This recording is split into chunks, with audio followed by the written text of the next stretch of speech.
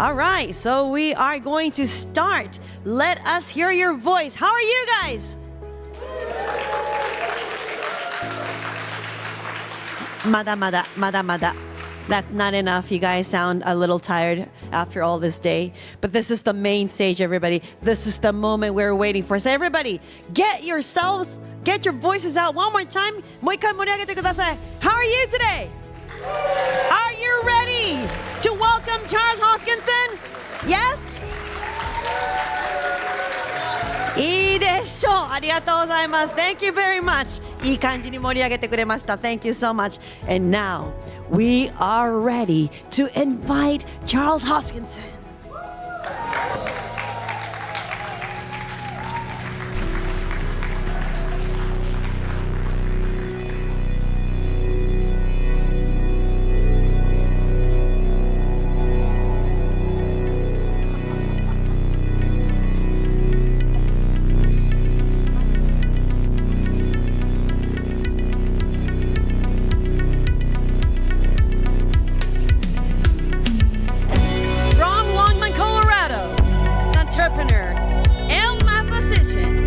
Revolutionized the blockchain industry. A visionary in the world of blockchain for good. Ladies and gentlemen, please give a warm welcome to Charles Hoskinson!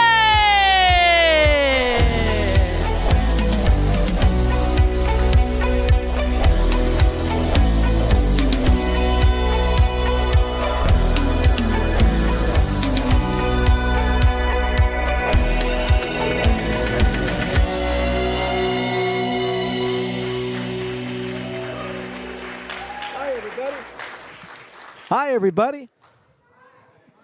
I think that's the royalty-free Chicago Bulls vintage 1990s song that we're allowed to do. Is that Alan Parsons' project? Yeah, something like that. Well, it's a great pleasure to be here in Tokyo. Japan is a second home to me. I lived here a long time ago. I grew up in Hawaii.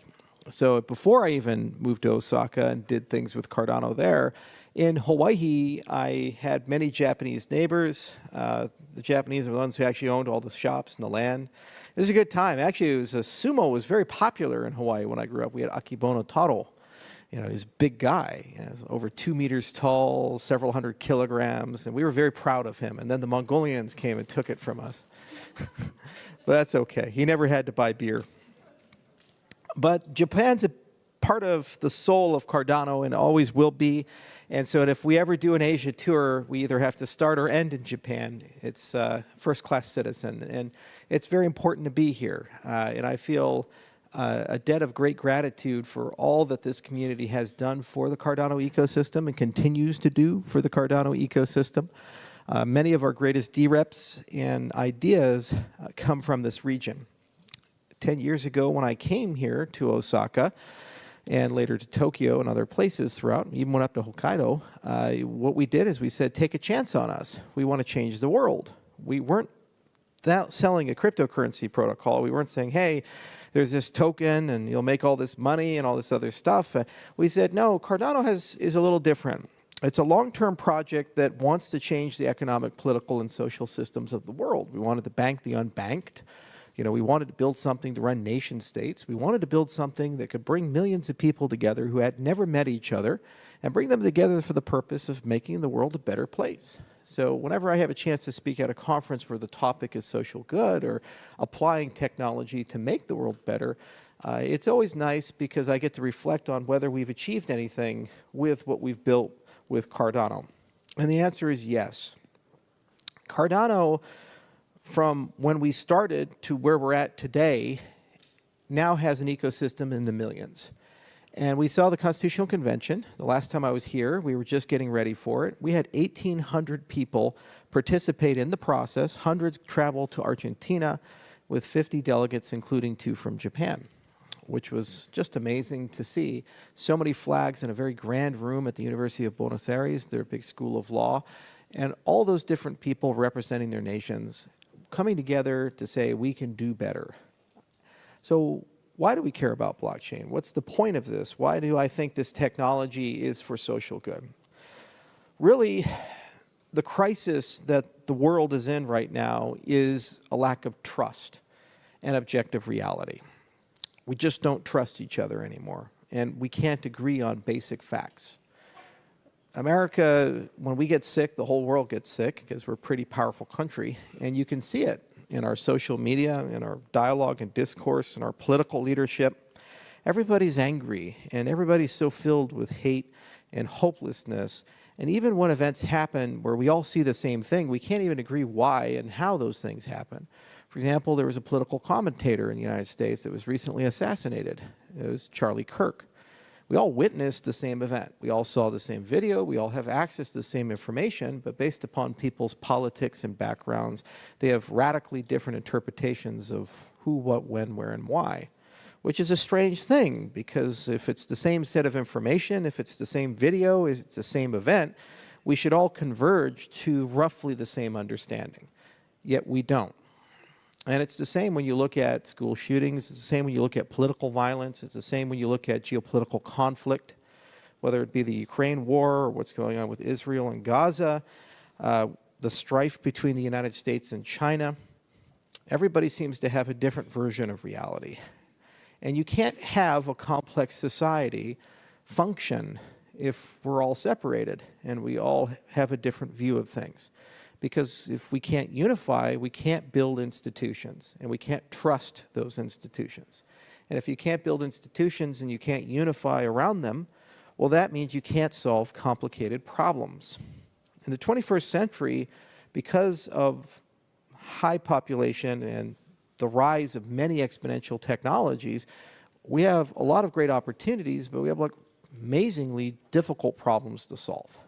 Synthetic biology, AI, when you take a look at nanotechnology, quantum computing, these things are magic.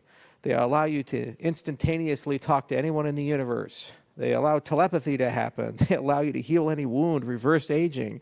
You can create things smarter than humans and make them commoditizable and have them be in your phone. It's magic. But how do we use these things with wisdom? How do we make sure that the few don't control them on behalf of the many and use them to control the many and create a dystopian world for the 21st century? The 20th century was filled with miracles. We stood on the moon. We went from mostly an agricultural society to an industrial society. Imagine at the beginning of that century, you could have been a farmer with no running water, no power, no means of communicating with anybody outside of your social network. And by the end of that century, you could have sent an email to someone across the planet. The progress we're going to make in the 21st century is going to be 100 times that of the 20th century. And despite all that wonder, remember all the horrors of the 20th century and the bad things that happened. Remember all the dictators who tried to use that technology to put humanity into bondage. Well, the tools of today are far better to do that, if that is our choice, than the tools of the 20th century. Big data has made it impossible to be forgotten. Everything about you is forever known by a small group of companies. And there's no Bill of Rights behind that. There's no Constitution behind that. With AI, not only can we know you, the AI can make decisions of what to do about it at a scale of billions of people. And that's not a hypothetical, it's happening every single day. When you look at algorithms on Facebook and algorithms on YouTube and algorithms across Google, what you see, what you hear, the news you consume, the videos you watch, whether it's a cat video or a video about bonsai trees, doesn't particularly matter. It's going to be selected by an algorithm for you based upon the searches, the pictures you took, the places you've gone, the behaviors you've had. That means you're not fully in control of the world around you. And as we look to the future, as we walk through the 21st century, we're becoming painfully and increasingly aware that these algorithms are creating a society that's sick. It's not healthy. The blockchain space exists in part as one of the antidotes to this reality. At the very least, it creates a buffer between the governments and the corporations and the nation states that seek to dominate and the people. And it creates a neutral space where we can start embedding the economic, political, and social systems of the world in a way where everybody's rights are equal and protected. This is a very American principle that we never quite lived up to, but we at least wrote it down in hopes that maybe somebody somewhere, somehow will figure it out. This idea that everybody's equal, freedom of speech and freedom of religion and freedom of expression. We don't go and arrest tens of thousands of people because they said the wrong thing on social media. Maybe the UK does, but we sure as hell don't. We fought a war over that. And that was unprecedented in the 18th century. Well, with blockchain, what this does is it gives you a space where humans no longer have a say. Governments no longer have a say. If you have rights inside the blockchain, the smart contract, the protocol, it will be preserved and protected, regardless if China likes it, regardless if America likes it, regardless if Russia likes it. The great empires of the world have no say. They can't change it. No one can be president and say, you know what, I didn't like that Bitcoin transaction. Let's just forget about it. We need that as humans. Our analogy is the STEM world, the sciences, the technology, the engineering, the mathematics, because in that world there already is a constraining function. They're called physics. Whether you like physics or not, they apply to you equally. A North Korean engineer has the same physics as a Russian engineer, as an Israeli engineer, as a Chinese, as an American engineer. Gravity applies to all of us, whether we like it or not, much to the consternation of a few mountaineers and a few people with failing parachutes. We have to deal with it. We have to deal with the consequences of it. But because we have that, technology seems to progress one way. We expect 10 years from now, 20 years from now, technology to be better than the technology of today. We expect that each generation gets to build upon the lessons of the last generation. There's a stability in constraints. Social systems, you don't have that expectation. If you talk to the old and you say, do you think the governments of the young, the next generation, are going to be superior to the ones that you built? Many of them would say, no, I actually think we're regressing. I actually think things are getting worse. Because there's nothing to constrain it. With blockchain, we have monetary policy. This was the first thing that Satoshi focused on. And he said, hey, if the central banks can just print as much money as they want, well, what's to stop them from doing that for political reasons? And won't that eventually destroy the currency? We saw this in the 2008 financial crisis. If you take a look at the money supply in the United States from the year 2000 to 2025, it's a great thing to Google. You can see the curve go way up. It's easy to print money, hard to raise taxes. And who pays for that? The poor people, the middle class. And they don't have any political voice or representation. So do it. Screw them. Well, can you print gold? No.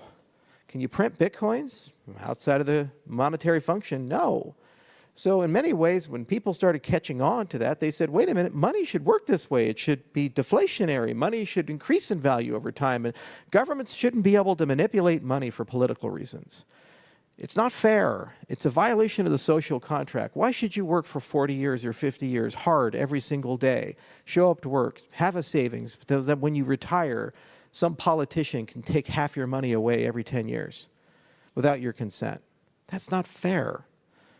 It should be worth more, like land. So people caught on to that. And cryptocurrencies grew from nothing to a $4 trillion industry with 500 million people. And there's a great awakening saying, what else besides money can we do? We look at all the problems of the 21st century. We look at all the challenges of the 21st century, and we're starting to realize that we're not going through diplomacy and treaties and negotiations and elections resolve these problems. We're just going to have to solve them ourselves. The nation states are just not going to get along. When I was born, we were leaving the age of the Soviets. And we were entering into a rules-based international order, and there was all this hope that the world was going to move to peace. And my teenage years were formative in that it was the global war on terror.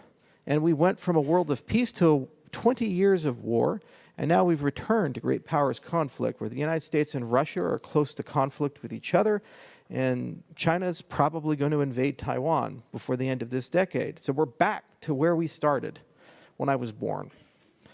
I don't have any faith that some great president is going to come and negotiate some grand peace on behalf of us. It's on our shoulders. So this movement, this blockchain movement, it's about empowerment at its core.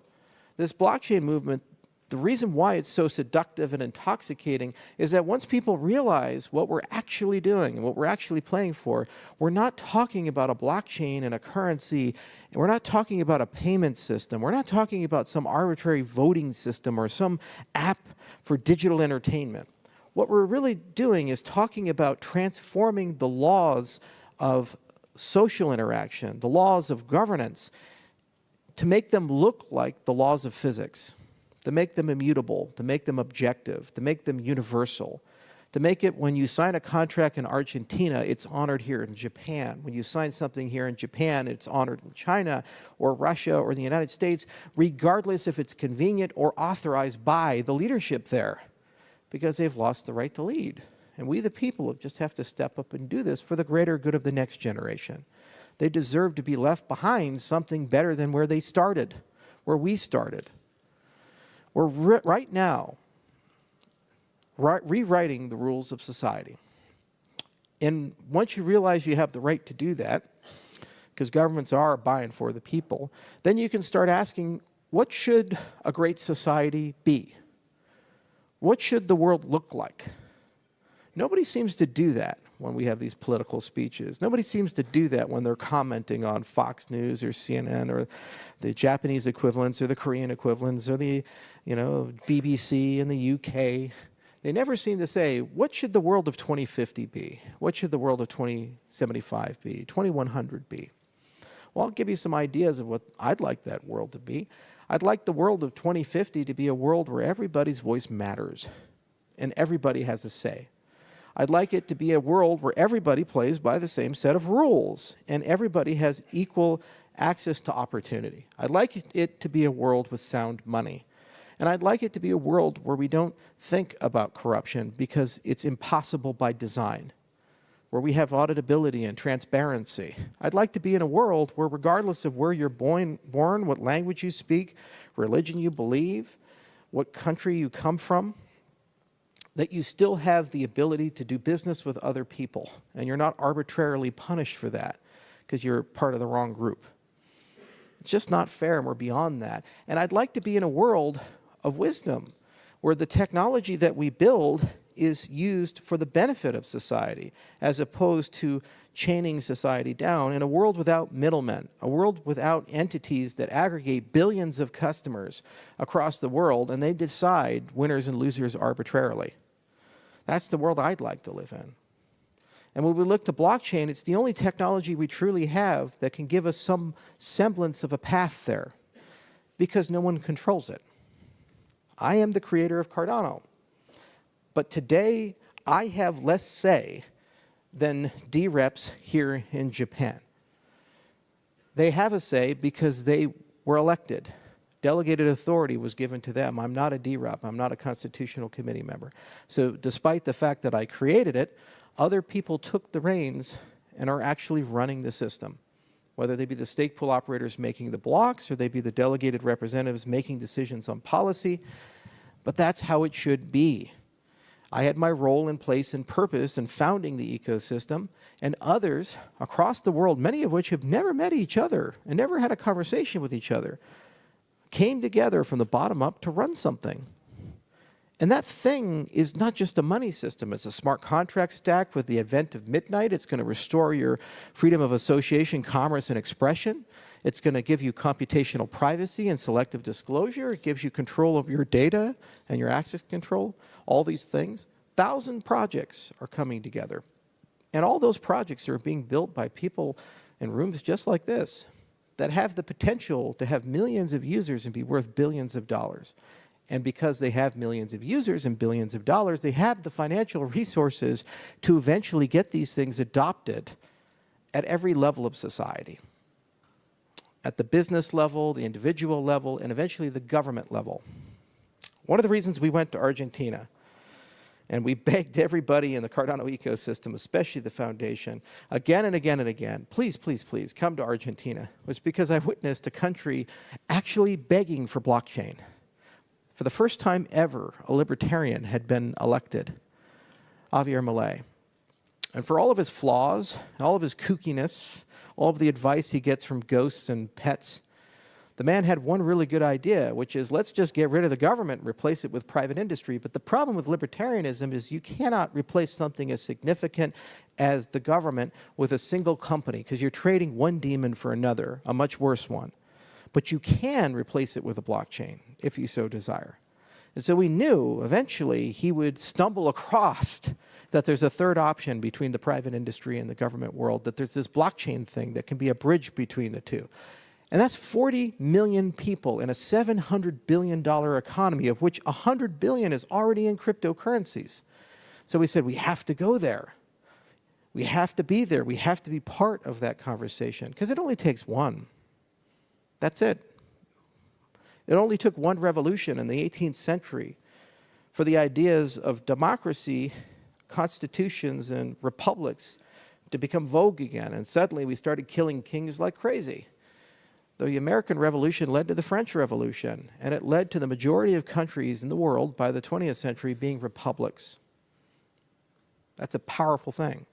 So if one country can adopt this, and we're standing there, then all countries will be there in 20 years or 30 years, because we desire objectivity. There's a hunger for it. It's exhausting to live in a world without trust. It's exhausting to live in a world with changing rules. Reality day by day is different. No consistency, no stability. No one wants to live in that. We need a return to simplicity. Even if it's not completely real, we need a synthetic simplicity just for the sake of being able to live and move forward and make progress. Because then once we have that stability, we can begin like adults to talk about what do we want to do with all these exponential technologies. By the end of this century, there's a better than 50% chance we will have created artificial life.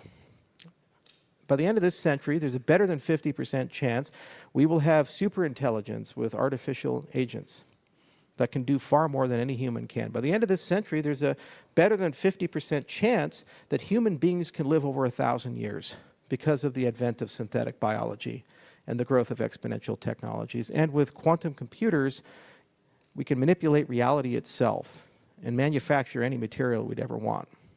We'll begin colonizing the stars. While our technology is catching up, we need it to be matched with good governance. The government systems we have, we inherited from a world of paper, of nation states, horse and buggy. We have to upgrade them, and blockchain is the way to upgrade them.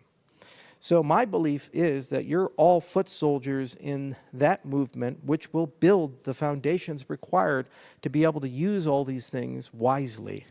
And if we do use them wisely, we can finally have a world of peace, and a world of plenty, and a world of meaning. That's our challenge. Every generation has one. My grandfather fought in the Korean War, and he was one of the foot soldiers in the Cold War, and he, like so many of his generation, had to go and figure out how to put the world back together after World War II, for better or for worse. My father had his challenges, and now we have our challenges.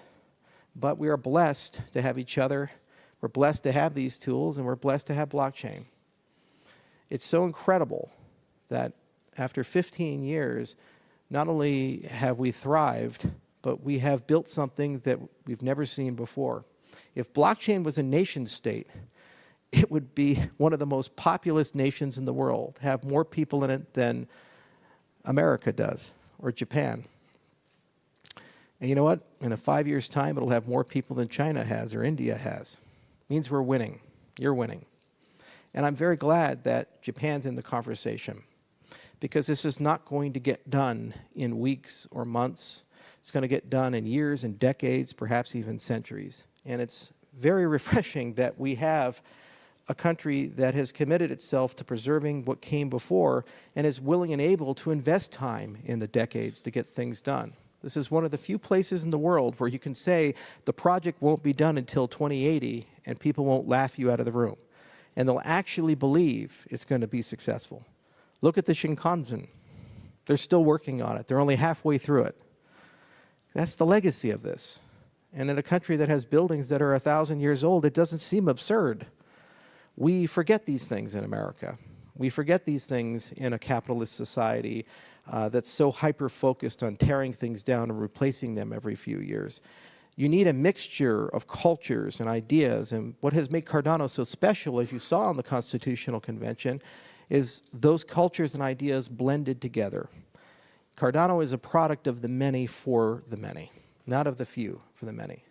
So I truly do appreciate my ability to come here, interact with all of you, and year by year see the progress and growth. Our best days are absolutely ahead of us. The progress we have made this year is absolutely extraordinary. Last year we still had Genesis keys. We didn't have a constitution. We didn't have a fully realized and turned on-chain government. Not only do we have all those things now, we've closed our first budget, 277 million ADA. An enormous amount of money. In fact, more money was dispersed this year than the combined budget of all blockchain projects for the first 5 years in the history of the industry. We did that this year, and that will pay dividends. So every year I'll come, and I'll learn, and we'll grow.